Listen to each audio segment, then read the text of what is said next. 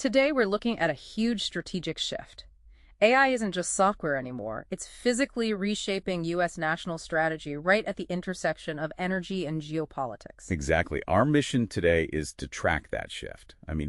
AI has moved from being a pure software challenge to a heavy industrial one. We're talking gigawatts of power. And that's forcing the U.S. government to completely rethink its role. It is. It's abandoning, decades of laissez-faire policy for a new energy dominance doctrine where the state actively guarantees the physical inputs for AI. And we found some really counterintuitive nuggets for you in the sources. We're talking restarted nuclear plants for a single tech company, the federal government gearing up to sue states over AI rules. And China's completely unexpected countermove on efficiency. Okay, so let's start with that federal shift. AI is now being treated like steel or aluminum, but with this massive national security weight attached to it.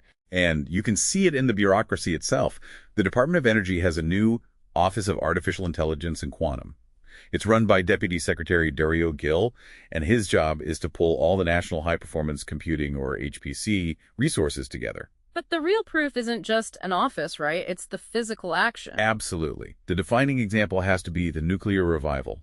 The DOE just put up a $1 billion loan guarantee to restart 3 Mile Island. Wow. It's now called the Crane Clean Energy Center. But here's the real kicker. They are restarting that entire nuclear plant for one customer. Just one. Let me guess. Microsoft. So this is the federal government stepping in to de-risk stable 247 power. They are prioritizing what you could call AI-level reliability for big tech. And when you see the demand numbers, you understand why. You do. This is maybe the most shocking stat we found. By 2028, AI-related power demand could be equivalent to 22% of all U.S. residential household consumption. Wait, say that again, 22%. That's not just a city, that's a fifth of all the homes in the country. A fifth of all homes. And it's constant baseload power. It never stops. Our grids were designed for fluctuating peaks, when everyone turns on the air conditioning. Not this. And that directly explains the crisis that's already happening in North Virginia. That region handles something like 70% of global internet traffic, and the grid is just buckling. The forecasts are terrifying. They're predicting up to 400 hours of blackouts annually by 2030 if they don't do something drastic fast. 400 hours of blackouts there would grind the global internet to a halt. It would. And that physical crisis is now becoming a legal one, a constitutional clash. The federal administration wants to preempt state laws to create a single unified national AI standard. And they're serious.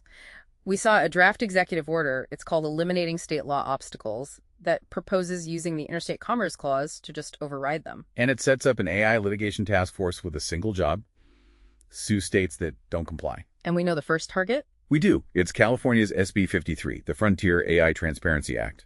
This law says that if you train a massive Model 1 using over 10 FOPS, which is just an astronomical number, right, you have to submit safety frameworks and risk assessments.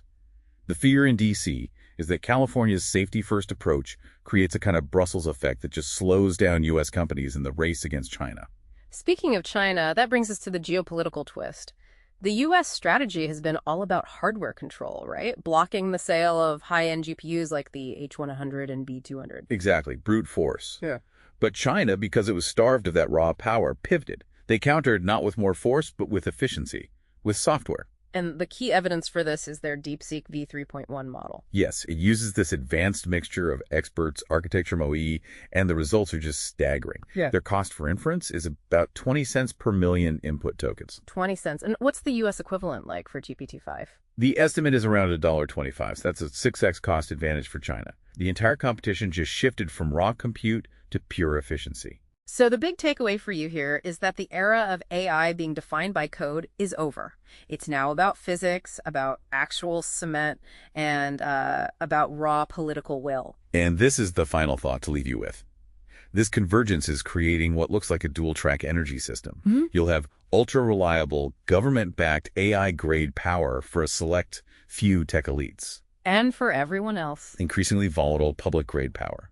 The critical political debate for the rest of this decade isn't going to be about innovation. It's going to be about who gets priority access to keep the lights on.